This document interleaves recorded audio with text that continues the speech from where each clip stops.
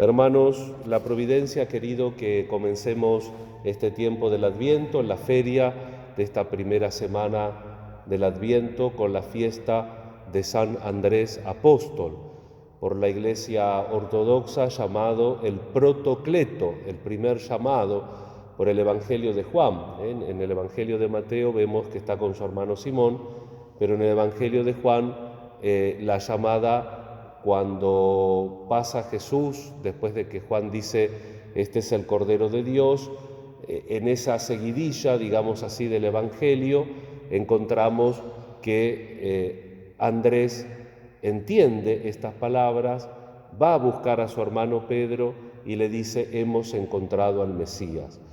Y entonces es tenido por la Iglesia Ortodoxa como el primer llamado y el primer evangelizador, podríamos decir, en este sentido apostólico de anunciar la redención a través del hallazgo de Jesús, que eso es en definitiva todo el tema del Adviento, tanto en la espera escatológica como en la espera de su venida histórica y en la venida intermedia. Nosotros siempre aguardamos al Mesías que llegue a nuestra vida. Adventus en latín quiere decir precisamente venida, llegada. El Señor viene a nosotros. Y en la lectura de la carta de Pablo a los romanos se hablaba precisamente de que la fe es para todos, para los paganos y para los judíos, y que para eso es necesario, para poder invocar a Dios, es necesario anunciarlo. Precisamente la temática de esta semana primera del tiempo de Adviento, con lecturas de Isaías, nos abren precisamente a esa salvación que está dirigida para todos los pueblos, para los creyentes, para los no creyentes, para todas las personas de buena voluntad. Con, podríamos decirlo así, tres perspectivas: la luz que viene a traernos Dios, viene a iluminar nuestras tinieblas.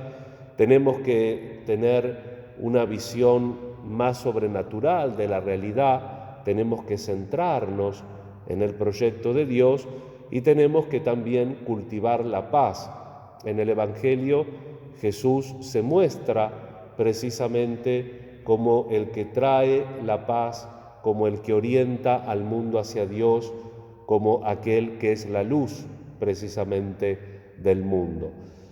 El apóstol Andrés es testigo de Jesús y es también motivo para que nosotros recordemos la misión propia de nuestro bautismo. Apóstol quiere decir enviados. Somos todos enviados a anunciar a este Salvador que está entre nosotros. Nos encomendamos a la Santísima Virgen, también a este apóstol que con Pedro es pescador de hombres. Fíjense que en el Evangelio de Juan también está ocupando dos lugares simbólicos. Por un lado, el nexo con los paganos. Dice en una parte del Evangelio que unas personas de origen griego querían ver a Jesús, se dirigieron a Felipe y Felipe se dirige a Andrés. Tanto Felipe como Andrés son nombres en griego. Y por otro lado, también Andrés en el Evangelio de Juan está como mediador entre el que tiene 5 panes de cebada para la multiplicación de los panes. El apóstol es el que le anuncia a Jesús, el apóstol es el que es intermediario entre Dios y los hombres. La predicación no termina en nosotros, nosotros tenemos que ser puentes para que también los otros lleguen a Dios. Recordemos, para terminar esta homilía, que nos quede como meditación este texto tan bello de Pablo a los romanos, porque no hay distinción entre judíos y los que no lo son. Todos tienen el mismo Señor, que colma de bienes a quienes lo invocan, ya que todo el que invoque el nombre del Señor se salvará. Pero, ¿cómo invocarlo sin creer en Él? ¿Y cómo creer sin haber oído hablar de Él? ¿Y cómo oír hablar de Él si nadie lo predica?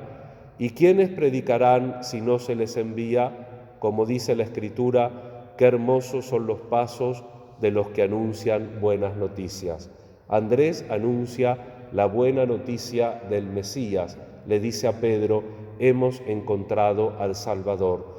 Y él anuncia hasta los últimos días de su vida. Así como el Papa es el sucesor de Pedro, el obispo de Constantinopla es el sucesor de Andrés.